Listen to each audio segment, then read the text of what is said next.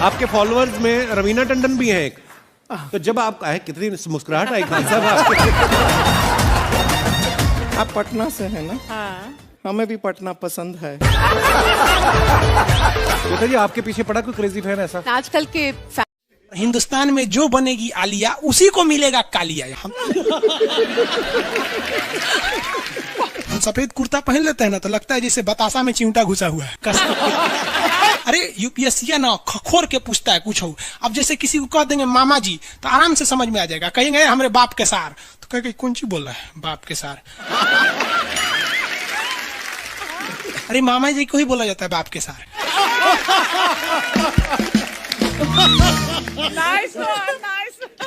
तो वही ऐसे पूछता है। भूगोल वालों ने ये दोनों का नाम अलगे रख दिया। हम तो आपको धाए दे बता दिए थे। आप में से कितने अच्छे से आप बता दिए कि एक में कि दो में। लेकिन यही क्वेश्चन यूपीएससी पूछा था और आधा लड़का गलती ठोक के आया था। क्या पूछा था पता है? कि ज्यादा ठंडा टुंडरा में पड़ता है कि टैगा में। अब लड़का पगला गया है। टुंडरा टैगा कौन सी होलो रे भाई? टुंडरा टैगा लो, टुंडरा टैगा यहाँ पर। Very good. अरे इसमें इमोजी कौन लिख के भेज रहा है? ये सबको हमने बतियाने का आदत लगा है। इमोजी लिख के भेज देता कहीं आगे लोग कहेंगे इमोजी कौन सी पढ़ेंगे हम? इमोजी लड़कियां बना बना भेज रही है सब। टुंडरा बोल रहे हैं तो अपन फोटो भेज रही है सब। और दिखाइए। ये इमोजी लिख के मत भेजिए आप लोग। अरे जो लिखना है लिखिए ना, इमोजी भेजता है सब। हिंदी मीडियम वाला तो कई को पता नहीं इमोजी मतलब कौन सी वाला। और जन सियार ऐसा पीला पीला मुखटवा बना रहा तो इमोजी बोला जाता है। ये रेखा बोलिए फटाफट, कौन सी रेखा है बीचों बीच से जा रही है? ये रेखा है विषुवत रेखा। कौन सी रेखा? विषुवत रेखा। हमारा प्यारा भारत ये रहा हमारा सारे जहां से अच्छा। ये हमारा हिंदुस्तान उत्तरी गोलार्ध में है, northern hemisphere of the earth. ये हमारा कौन सी रेखा? विषुवत रेखा। अरे ये क्या हो गया यार? टेक्निकल आदमी नहीं है हम, या नौटंकी कर रहा है। रेखा पे जितने देश है ना वहां के लोग एकदम मंगरैला की तरह काला होते हैं सब। आगे इतना भयानक काला होता है सर कि उनको देखकर हिंदुस्तान का अगुआ भाग जाएगा। दुल्हन की तो बातें छोड़िए, लेकिन जितना सुंदर लड़की होती है सब ना, बहुत सुंदर लड़की, वो देखिएगा जब टेढ़ा लड़का पसंद करती है सब। सुंदर लड़की को बुद्धि पता नहीं कहाँ होता है। एक्चुअली भगवान जो है ना सुंदरता बनाए। देखिए अगर किसी चीज में समय देंगे तो दूसरे चीज से समय काटना पड़ेगा। तो भगवान जिसको सुंदर बनाया ना, खूब सुंदर, तो उसको कुछ ना कुछ कहीं ना कहीं से समय काट लिया। तो जो बुद्धि बना रहा था तो बुद्धि काट लिया। तो जितना देखिए जितना सुंदर लड़की की रहेंगी सर, अजबे सबसे फसल रहती है सर, एकदम खौराइल रहेगा। खूब सुंदर लड़की लेके घूमेगा। आप देखिए ना, एक देख लीजिए ऐश्वर्या राय को, कोना से बिया की हूँ, अभिषेक बच्चन। बताइए हम लोग उस टाइम खाली ये थे लोग। और दिखाइए। हाँ ये अजब हाल है भाई। तो वही हो गया। तो यहाँ पे जितना मिलेगा सब ना, सब का सब मिलेगा सब काला काला। और हिंदुस्तान में जो बनेगी आलिया उसी को मिलेगा कालिया। यहाँ कश्मीर में खूब ठंडा, कश्मीर की कली, वाह वाह, समझ गया। वहां कोई फेयर एंड लवली की जरूरत नहीं है। कश्मीर के लड़का लड़की सब गोरे होते हैं लोग। और नीचे दक्षिण भारत में देखेंगे तो सब झौंसल मिलता है सब। कुछ कुछ हीरोइन गोरी हो जाती हैं सर। अब बाल्टी में सोचो फेयर एंड लवली घोर के उसमें नहा लेगी तो गोर ना हो जाएगी सर। सब भूगोल का नियम काम नहीं करता है यहाँ पर। समझ में कि नहीं आ रहा? तो साउथ के लोग काले क्यों होते हैं? अब भैया साउथ वाले लोग बुरा नहीं मानिएगा, और काला होना बुरा क्या? हम खुद काला है, हम क्या दूसरे को बोलेंगे? हम सफेद कुर्ता पहन लेते हैं ना तो लगता है जैसे बतासा में चिमटा घुसा हुआ है। आपको फिर बताए ना जितना काला रहता है उसको कैसा मिलती है सब। हाँ चलो ध्यान से देखो इधर। यहाँ समझिए, अब समझ में आया कश्मीर के लोग गोरे काय होते? अच्छा, कश्मीर से तो ज्यादा गोर चाइना वाला होगा सर, ओसे गोर तो रूस वाला होगा सर। ऐसे रूस वाला को देखेंगे ना, व्लादिमीर पुतिन को देखिएगा तो लगेगा जैसे छीलल मुर्गी है। अंग्रेज सबको ऐसे कर देता है सो तो खून दिखने लगता है यहाँ पे लाल लाल। समझा कि नहीं? क्या भूगोल कितना इजी है ना? इजी नहीं है, बकलोल कहेंगे इजी नहीं लग रहा है इसको। सुतल है। आगे बढ़े तो जितने लोग विषुवत रेखा के करीब वाले हैं वो होंगे काले, बीवी में रहेगी गोरी। और जो ये कोई भूगोल का नियम नहीं है रे भाई। और दिखाइए। बस खत्म। टफेस्ट एग्जाम है इंडिया का यूपीएससी, उसकी 2.5 लाख की फीस को हम 7,500 में कर दिए। बहुत बढ़िया, बहुत बढ़िया, वेरी गुड। ऐसे हम लोग को लगता होगा 7,500 बहुत कम है। एक लड़की ने कहा कि सर शाम वाले बैच को ना मॉर्निंग में कर दीजिए। हम कहे बाबू तो इतना सबके इंडिविजुअल से तो बैच ट्रांसफर नहीं, क्या प्रॉब्लम है? उसने कहा ना शाम में हमको दूसरे के यहाँ बर्तन मांजने जाना होता है। एक लड़का बेचारा नदी से बालू निकालता था और वो बालू को भरता था, फिर नाव बालू को किनारे लेके बेचती थी और वो बालू भरता था, उससे मेरी फीस ले आया। हमारा हाथ कांप गया, हम कैसे फीस ले लेंगे यहाँ पर। उसी दिन हमने ये प्रण लिया था कि भारत का कोई भी बच्चा उसके सफलता में पैसा उसकी बाधा नहीं बनेगी, चाहे उसको जितना भी पढ़ना रहे।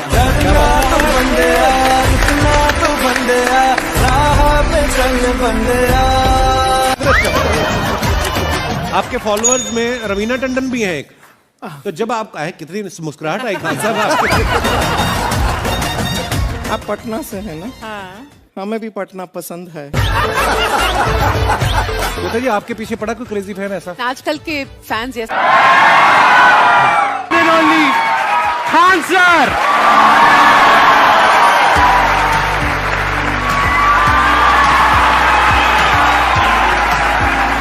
क्या हाल जी, कैसे हैं आप?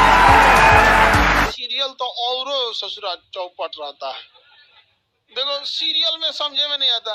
अच्छा एक चीज कभी गौर कियो, सीरियल में ना हीरोइन जो होती है सब, यानी जो उसमें वो लीडिंग कैरेक्टर में होते हैं सब, आदमी सीरियल में झुंझुन्ना रहता है।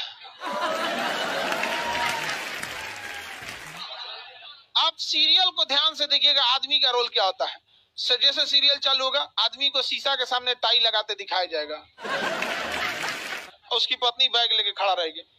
अगला सीन में वो ऑफिस में लैपटॉप खोला है, खत्म काम उसका, सीरियल खत्म, बाकी सब महिला। अच्छा तू खाना बनाई है, नमक झोंक देगी जा।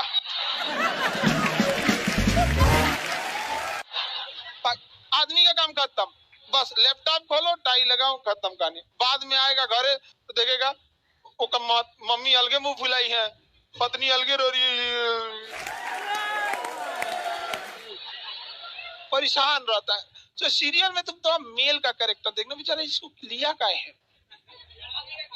चुपचाप बेचारा एकदम नहीं, जाता के बीच में अनाज पिसा जाता है। समझ में आ गया कि नहीं आ गया? सब बेचारा पिसा जाता है यहाँ से। किसी को दिक्कत? आप लोग भी पिसाइएगा। इसलिए डे 1 से आप लोग हमारी बात को याद रखिएगा। डे 1 से पहले दिन से तुम लोग एकदम समझ में आता है। तुम्हारा उम्र कितना है रे अभी? तो तुम बोल दिया, पूरा क्लास का माहौल खराब करके रख दिया। टैडी दे, टैडी दे, तो पीछे घूम, पीछे पीछे उधर।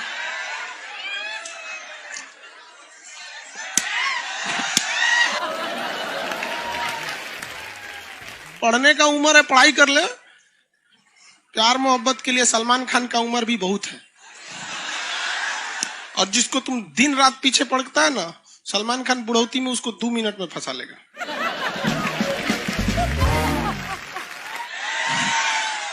लड़की खूबसूरत हो और लड़का कामयाब हो, प्यार 2 मिनट में हो जाता है। आगे तुम हम लोग को तो ये याद रखियो भैया, हम बजरंग बली के बहुत बड़का वाला, हमरा से हमने ये सब प्यार मोहब्बत वाला बात, हमारा दिमाग जल जाता है। ये भारत की संस्कृति है बाबू। ये अंग्रेजों के यहाँ वैलेंटाइन डे होता है, जहां हर साल उनके प्यार मोहब्बत बदल जाया करते हैं, अगले साल दूसरे को वो लोग करते हैं। भारत की संस्कृति है, यहाँ एक बार जिनसे प्यार होता है 7 जन्मों का रिश्ता निभाने के लिए 7 फेरे लेते हैं वो लोग। हम अंग्रेजों के लिए नहीं है किसी ओके वहां फादर डे मनाओ कि ओकरा याद ना आता है हमारा फादर कौन है। तुम मम्मी से पूछो, मम्मी 2013 में तुम किसके साथ शादी की थी? ओहो, जॉन डिसूजा, उसके बाद विक्टर। हम बोले ना लड़का के लिए क्या होना जरूरी है, क्या मैं आप लड़की के लिए? अच्छा, लोग बोलते हैं ना प्यार मोहब्बत दिल से होता है, घंटा दिल से होता है।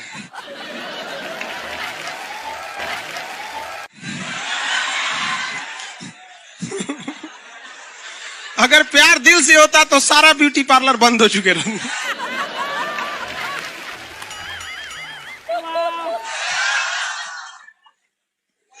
यार यार शादीशुदा लड़की नैहर से ससुराल जाती है तो मेकअप करके जाती है, उसको ही पता है वैल्यू। आगे और चारों ओर घूमने की स्वतंत्रता है, तो इसका मतलब थोड़ी ना कि हर जगह चल जाएंगे क्योंकि बेडरूम में घुस जाइए। कहाँ रे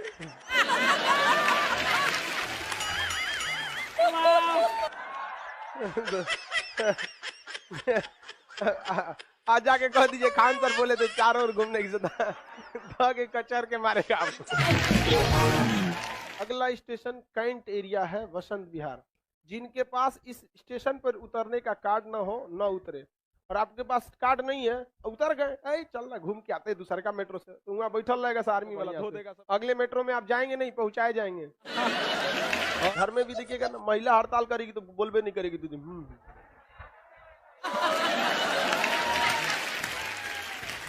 सुपनेखा भी तो महिला थी नहीं थी, और हम लोग से ज्यादा चरित्रवान खुद भगवान लक्ष्मण थे। उनको नहीं पता था कि डिसिप्लिन क्या होता है, नकिया काट दिए थे। सुपनेखा का नहीं पता है। देखो लड़कियों की मेमोरी को लोग मजाक उड़ाते हैं, लड़कियों को आज भी वो बात याद है कि सुपनेखा जो प्रपोज की थी तो नाक काट लिया गया। कोई लड़की नहीं करेगी प्रपोज, उसी समय से डरी हुई है। ये डर उनके डीएनए में घुस गया है। कौन जी कहती है नहीं सर, कौन लड़की करती है प्रपोज? इस सबको समझो नहीं आता है कहां बोलना चाहिए कहां नहीं बोलना चाहिए। नहीं सर, तेरे नाम मूवी देखे, मारता है उसको चोट कहां तक चल जाता है, अंदर तक, ले गायब हो गया। गजनी देखे, हाँ मारता है तो क्या हो जाता है, पूरा उसका ब्रेन गड़बड़ा जाता है। समझ में गया कि नहीं? गल बहुत खतरनाक, दोनों ससुरा पिटाया सब लड़की के चक्कर में। प्यार करने से पहले अंजाम देख लो, यकीन ना आए तो गजनी और तेरे नाम देख लो। एक्चुअली मैचिंग भी है। क्या जरूरत है भैया पिटाने की, इतना मेहनत से भगवान ने ब्रेन दिया। आप लोग जीवन भर मेहनत कर करके इसमें डाउनलोड करते रहते हैं, कभी फिजिक्स, बायोलॉजी, केमिस्ट्री, कोनो लड़की के चक्कर में फरवा के चलेंगे। क्या हो गया फिर? लाइव वाले सब समझ रहा है, हाँ ये लाइव वाला भी बहुत होशियार है, ये उधर हंसता है सब। ये कैसे हंसता है सब पता है? इमोजी बना देता है।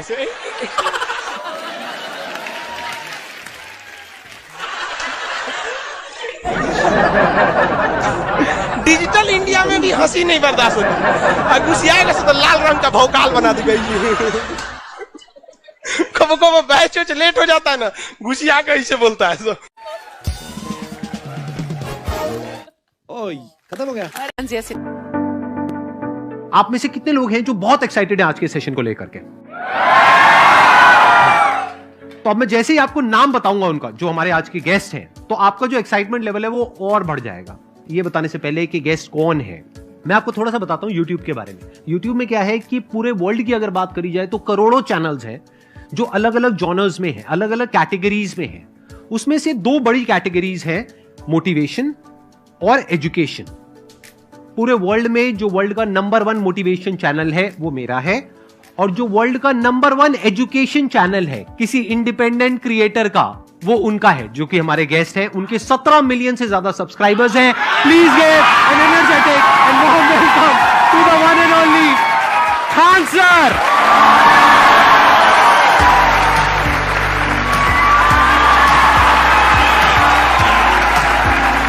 क्या हाल चाल जी, कैसे हैं आप?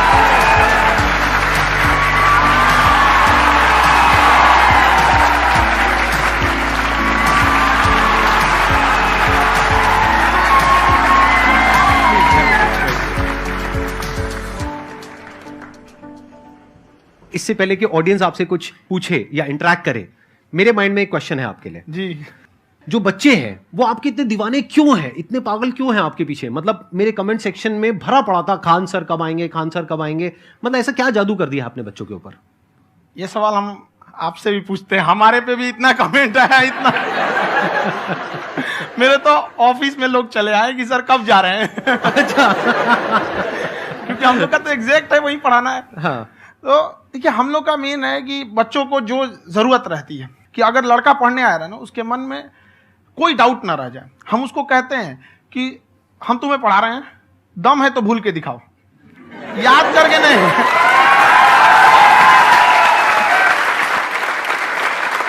प्लस आप जिस प्राइस पॉइंट पे पढ़ा रहे हैं, आई थिंक वो सबसे कम है, वो बहुत ही कम है। सर ये जो फीस का कल्चर है, ये हमारा इंडियन कल्चर नहीं है। हमारा इंडियन कल्चर गुरु दक्षिणा है, उस हिसाब से वो सही है। ऑक्सीजन जैसे जिंदगी के लिए जरूरी है, वैसे एजुकेशन जरूरी है। कोई ये नहीं कह सकता है कि पैसे की वजह से वो खान सर के यहां से लौट गया। क्या बात है।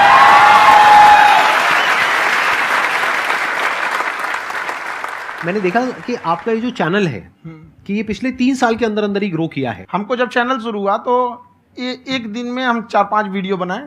एक हमको कुछ आता, आज भी नहीं आता इतना, तो हम देख के कैमरा उमरा तो हम कंफ्यूज हो गए, बाप रे। तो हम एक ही दिन में वीडियो शूट किया, पढ़ाने वाला टॉपिक था हमको। उसके बाद कभी वीडियो नहीं, 6-7 वीडियो एक ही बार शूट कर लिए। और एक जो थे जिनका कैमरा वगैरह था, मेरे पास कैमरे भी नहीं थे उस टाइम, और कैमरा 35,000 का था। तो 6 महीना इसी में लग गया, जो 35,000 इसी में फंस जाएगा। तो उनके कैमरे से शूट किए, उन्होंने कोई चार्ज लिया, उसके बाद हम छोड़ ही दिए। लॉकडाउन लगा, तब हम कहें आप कैसे पढ़ाएंगे? वो तो 1 दिन 2 दिन करते करते अचानक लंबा हो गया। तब हमको याद आया कि ओहो मेरा एक चैनल भी है वहाँ पे।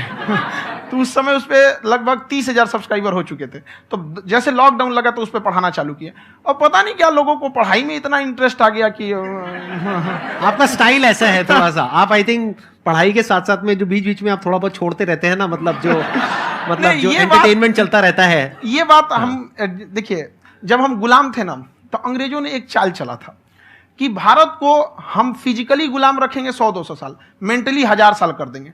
उन्होंने पढ़ाई का मॉडल चेंज कर दिया।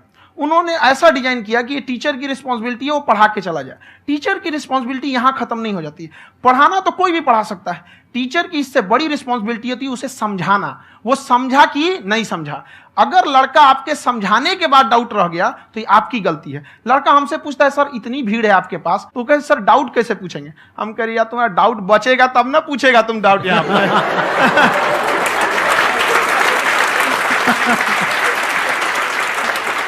कॉन्फिडेंस नेक्स्ट लेवल है खान सर का, मानना पड़ेगा। और शायद यही वजह है इनकी जो ग्रोथ है उसका।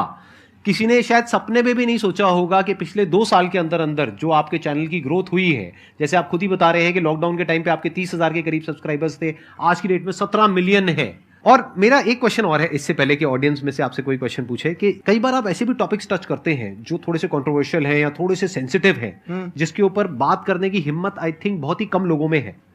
तो आपको कभी ये नहीं लगता है कि कहीं ज्यादा तो नहीं हो रहा है, इसको थोड़ा रोक देते हैं, थोड़ा कम कर देते हैं? क्योंकि कोई लाइन ही नहीं है वैसे तो बोलने को, तो आप कुछ भी बोल दो, कितना भी बोल दो। हुई है कंट्रोवर्सी बहुत बार। एक्चुअली बचपन से हमको फौज में जाना था, और फौज वालों के लिए ये सब मायने नहीं रखता। उसको करना है मतलब करना है, तुम सामने कुछ भी रहो, डजंट मैटर।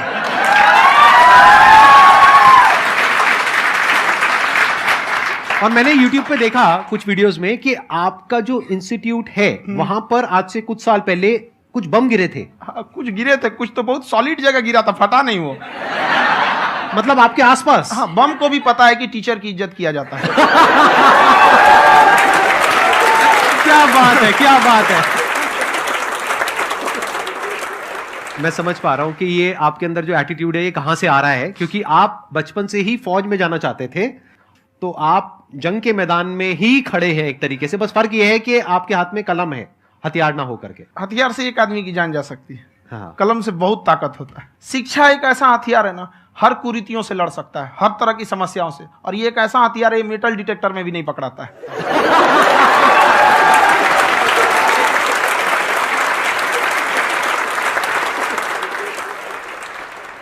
मेरा क्वेश्चन ये है कि अभी प्राइवेट ऑर्गेनाइजेशंस में पीटने का, पनिशमेंट का ये सिस्टम जो है खत्म हो गया है। हम आपके वीडियो में देखे हैं सर कि आप एक बड़ा सा रोल रखे रहते हैं, पुलिस वाला लाठी है वो, पुलिस वाला लाठी है, और स्टेज पे बुला के बच्चों को उसी से धुनाई शुरू कर देते हैं मस्त एकदम से, है ना।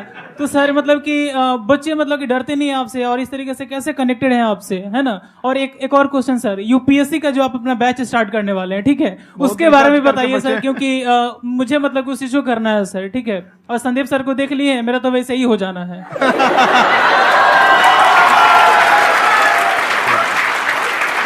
क्या हो जाना है? मेरा पूरा कंप्लीट करो। I'll be an IAS officer next year because I have seen you, sir. My day is like complete, sir. All the best. Thank you so much, sir. Thank you. पूरा बोला करो। Thank you. देखिए, लड़कों को जहां तक पीटने की बात है, जब पढ़ाने की बात आएगी तो उसको हम पूरे बेहतरीन ढंग से पढ़ाएंगे, लेकिन जब सजा देने की बात आएगी ना, तो वो भी बेहतरीन ढंग से होगा। ऐसा थोड़ी होगा कि बस एक ही चीज बेहतरीन ढंग से होगा। और डर का होना बहुत जरूरी है। ये डर भी अपने आप में एक मोटिवेशन है, क्योंकि जब आपके अंदर एक थोड़ा सा डर रहे ना, तो डर के भागिए मत। एक ऐसा डर जिसको आप लगे कि नहीं नहीं थोड़ा सा और करने की जरूरत है, फिर तो ये हम इसको क्रॉस कर जाएंगे यहाँ पर। तो लड़कों के अंदर ये डर बनाना भी जरूरी रहता है। और रही बात यूपीएससी वाले की, जो आपने बोला, बहुत सारे लड़के वेट कर रहे हैं यूपीएससी की, क्योंकि 2-2.5 लाख फीस सारे लोग एफोर्ड नहीं कर सकते। और हमारा वही रहता है, हम तो ज्यादातर हमारे स्टूडेंट देखेंगे तो किसी के रिक्शा वाला, सब्जी वाला, यही लोग, इनको तो 2.5 लाख रुपया इनके पास पूरी संपत्ति नहीं होती है, फीस कहाँ से भरेंगे वहां पे, उसके बाद रहेंगे कहाँ से। तो ऑल ओवर इंडिया से, कश्मीर से कन्याकुमारी तक, गरीब से गरीब भी लड़का उसको पढ़ सकता है। यही कुछ 1000 रुपये मंथली, 12-14 हजार साल का पड़ेगा, खत्म हो जाएगा इतना में।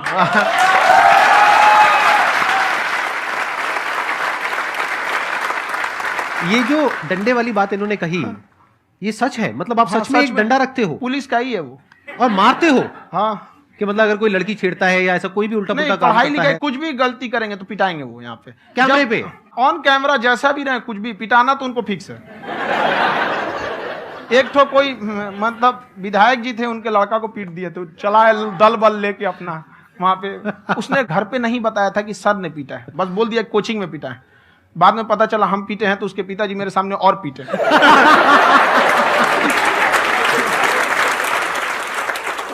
सर, आपका सबसे बड़ा डर क्या है आप दोनों का? फौजी को डरे नहीं लगता है, बाकी अब सर से पूछिए।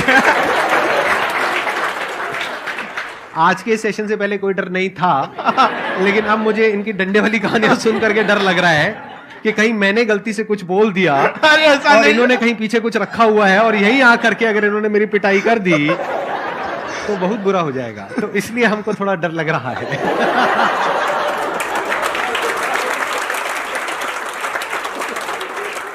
आपकी डेली कितने घंटे क्लासेस होती हैं? 6-7 घंटे। अभी भी खुद ही करते हो आप? हाँ, हमारे स्टाफ परेशान रहते हैं। हम 1:30-2 बजे सोते हैं, सुबह 6 बजे उठ जाते हैं, परेशान रहते हैं। अरे इतना क्यों करते हो, है ना? कभी तो उनको भी साथ साथ लगना पड़ता है ना? उनको साथ लगना पड़ता है। हम जग गए तो कोई सोया थोड़ी रहेगा, परेशान रहता, दिन में सोते ही नहीं है बेचारा, कहीं कहीं जाके सोते रहता है। तो हम सीट बांध दिए कि भाई तुम इस समय सो जाना, तुम इधर सो जाना। आपकी शादी हो गई है? नहीं हुई अभी? मेरी खुशहाली देख के आप आइडिया लगा सकते हैं।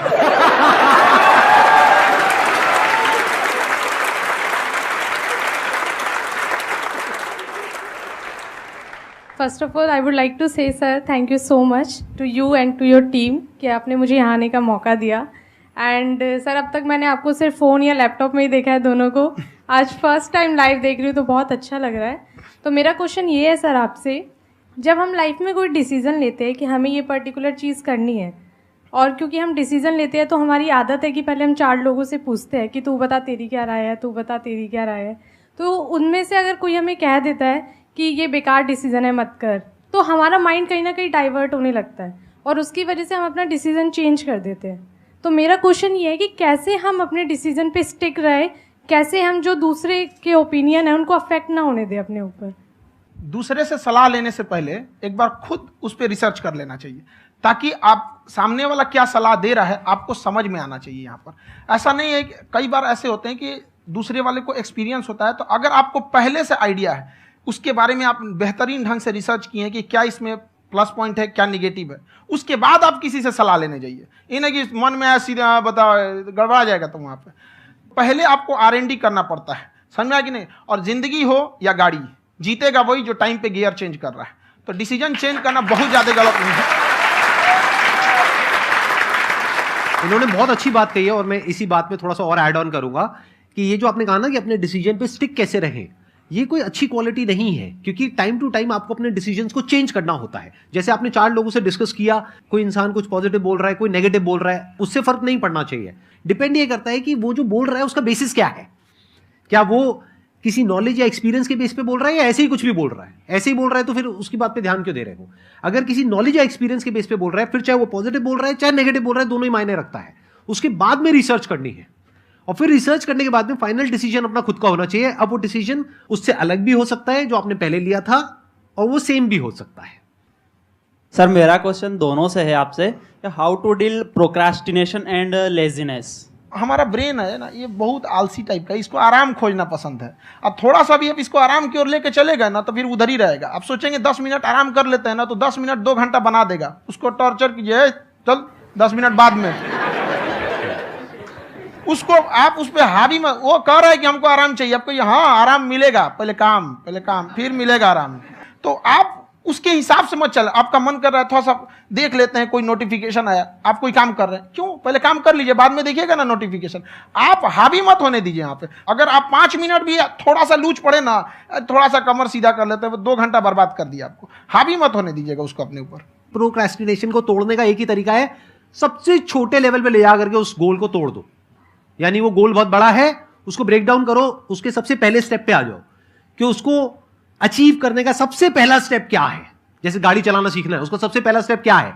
अगर घर में कोई नहीं है सिखाने वाला या सिखाने वाली, तो बाहर जा करके जो गाड़ी का ड्राइविंग स्कूल है उधर जा करके पैसे दे दो। अब फंस गए ना तो फंसा दो अपने आप को। दिमाग ये लगाओ कि अपने आप को कैसे फंसाया जाए। जब हम फंस जाते हैं ना तो फिर हमको वो काम करना ही पड़ता है। Then there is no looking back. जब तक आप सोच रहे हो तब तक सोच रहे हो, उसको बोलते हैं पैरालिसिस ऑफ एनालिसिस, कि आप सोचते चले जा रहे हो अपने माइंड में, मैं ये करूंगा वो करूंगा वो करूंगा वो करूंगा, और प्रोक्रेस्टिनेट हो रहा है, वो चीज टलती चली जा रही है। तो उसको छोटे से छोटे लेवल पे ब्रेक डाउन करके उसको कर दो, दैट इज नंबर 1। और जैसे ही करना शुरू करते हो, कोशिश करो कि उसको जब तक कि आप सही से नहीं कर लेते हो उसको छोड़ना नहीं है, तो आपकी लेजीनेस भी खत्म हो जाएगी। कई लोगों को तो हमने देखा जो सप्ताह में कुछ भी नहीं करता, वो भी संडे को आराम कर रहा है।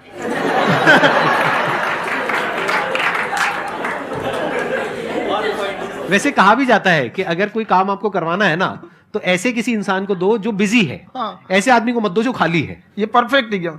किसी को भी आप देखिएगा जिसको आप कहते हैं कि मतलब थोड़ा ठीक ठाक आप समझते हैं कि नहीं ये बहुत आगे निकल, वो एक काम को खत्म करने के बाद कभी आराम नहीं करेगा। एक काम खत्म हुआ उसको लगेगा हाँ एक खत्म हो गया, अब दूसरा करना चाहिए। और वही जिसको देखिएगा एक खत्म हो गया और आराम करना चाहिए, कभी नहीं, लाइफ में आखिरी सांस तक। सर यहाँ पे सब हिंदी में पूछते हैं, इंग्लिश में पूछते हैं, मैं भोजपुरी में पूछूं? जौन भाषा ठीक लगे तोने में पूछ दो। हाँ सर।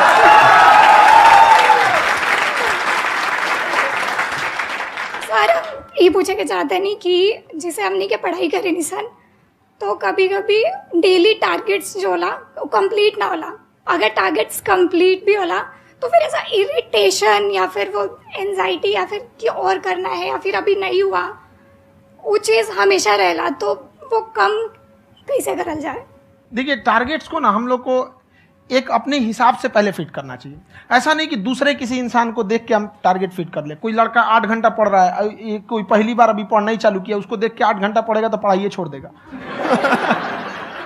तो आप अपनी क्षमता के हिसाब से देखिए कि आप कितना पढ़ सकते हैं। अगर आपने एक घंटे को बना लिया कि हम 1 घंटा पढ़ सकते हैं, अगले 1 हफ्ते तक उसको सस्टेन रखिए। जिम में कैसे करते हैं लोग, पहले दिन उठा लीजिएगा 1 क्विंटल तो हार्ट अटैक हो जाएगा।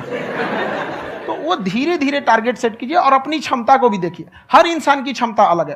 कंगारू को देख के हाथी छलांग मारेगा, पैर तोड़ के बैठ जाएगा।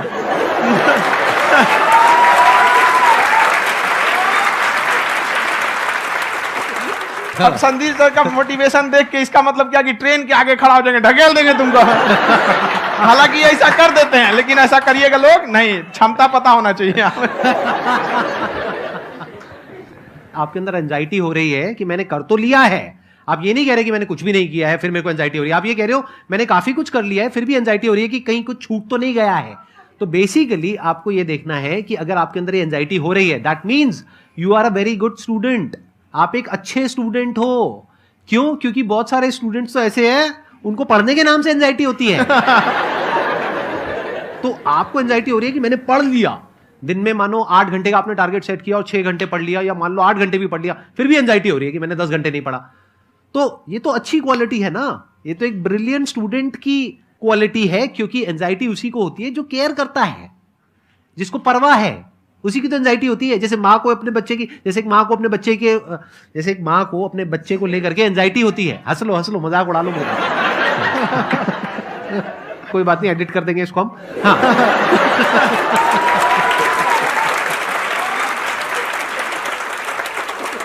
जैसे एक माँ है, उसको अपने बच्चे को लेकर के एंजाइटी होती है, थोड़ी सी भी तबीयत खराब हो जाए उसको एंजाइटी होती है, चाहे बच्चा ठीक भी है, डॉक्टर को नहीं होती है। क्यों? क्योंकि माँ को उस बच्चे से प्यार है। तो दैट मीन्स कि आप अपनी पढ़ाई को लेकर के सीरियस हो, इस वजह से आपके अंदर एंजाइटी हो रही है, विच इज नॉर्मल। जहां पर प्यार मोहब्बत होती है वहां पर थोड़ी बहुत एंजाइटी तो होती ही है ना। समझ रहे हो ना मैं क्या कहना चाह रहा हूं? आप लोग समझ रहे हो ना मैं कहां जा रहा हूं? जब वो किसी और से बात करती है तो एंजाइटी होती है ना।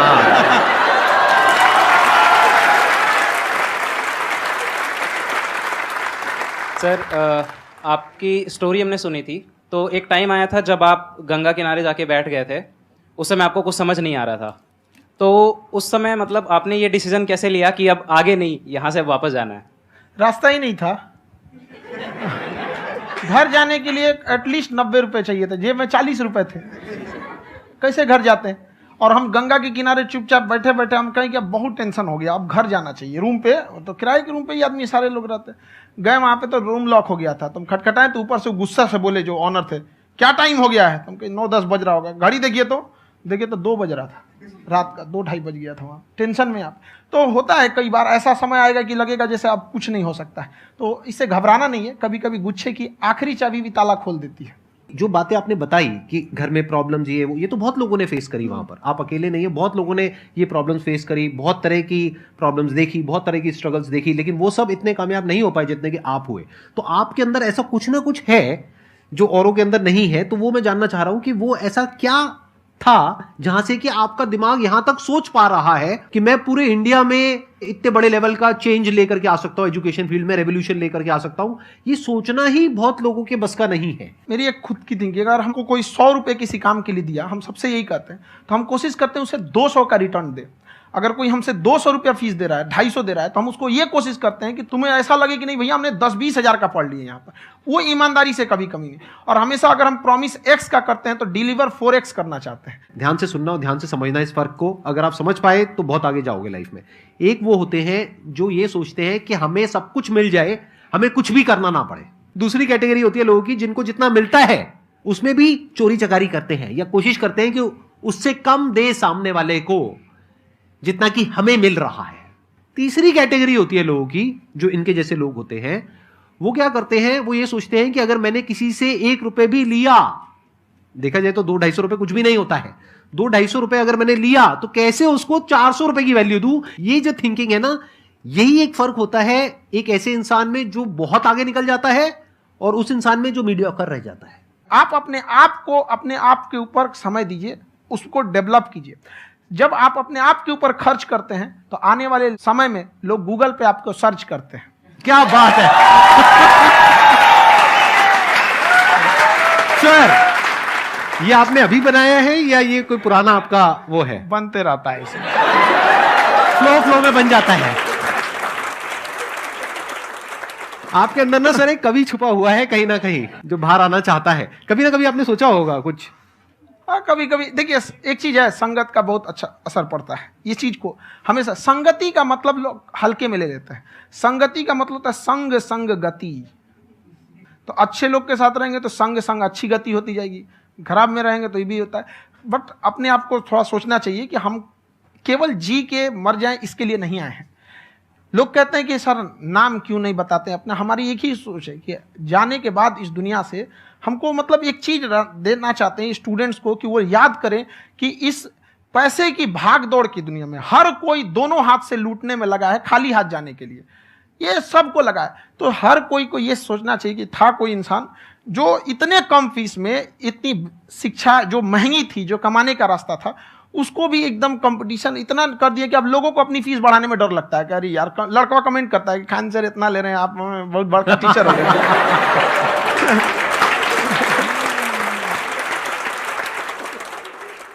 खान सर की एक क्लिप है, ये समय और समझदारी में बहुत फर्क होता है।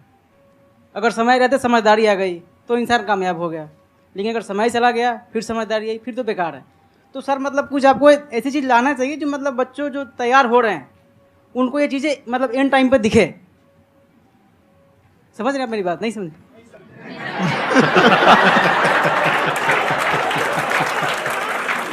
यही होता है सर का मोटिवेशन ज्यादा हो जाता है।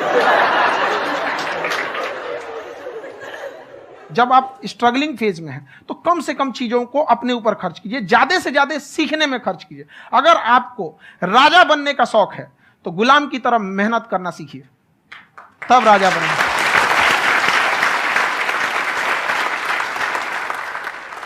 ये दुख, ये दर्द, ये सब तेरे अंदर है। तू अपने बनाए इस पिंजड़े से बाहर निकल के देख, तू अपने आप में एक सिकंदर है।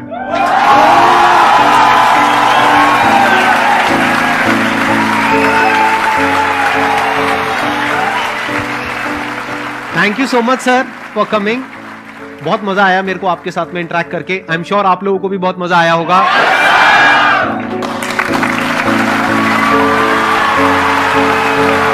Thank you so much ji.